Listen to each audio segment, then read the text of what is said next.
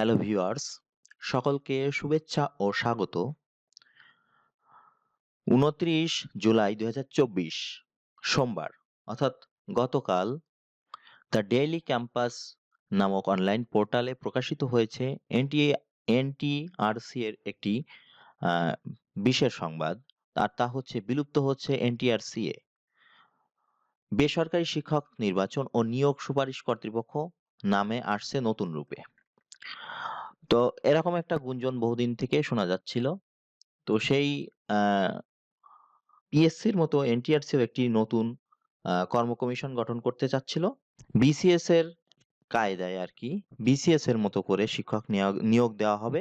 অর্থাৎ গণবিজ্ঞপ্তি নামক প্রক্রিয়া আর থাকবে না। তো চলুন আ সংবাদটা কি বলছে আমরা একটু দেখি। বেসরকারি শিক্ষক নিবন্ধন ও প্রত্যয়ন কর্তৃপক্ষ সংক্ষেপে এনটিআরসিএ নামে পরিচিত। বেসরকারি শিক্ষক নিবন্ধন ও প্রত্যয়ন কর্তৃপক্ষ আইন ২০০৫ এ পরিচালিত শিক্ষা মন্ত্রণালয়ের অধীন এ স্বায়ত্তশাসিত প্রতিষ্ঠানটি বিলুপ্ত হচ্ছে। এজন্য নতুন একটি আইনের খসড়া তৈরি করা হয়েছে।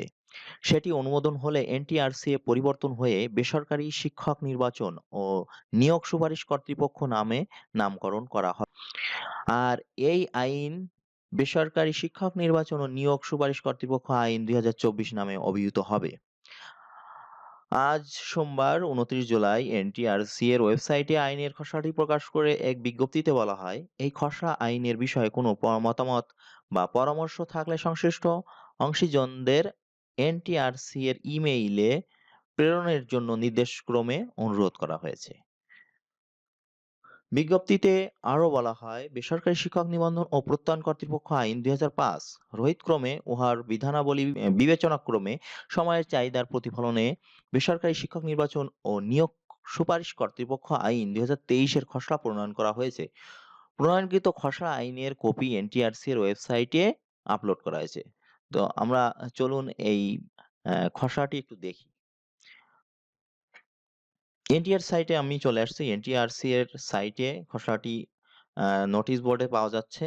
বেসরকারি শিক্ষক নির্বাচন ও নিয়োগ সুপারিশ কর্তৃপক্ষ আইন ২০২৩ এর খসড়া।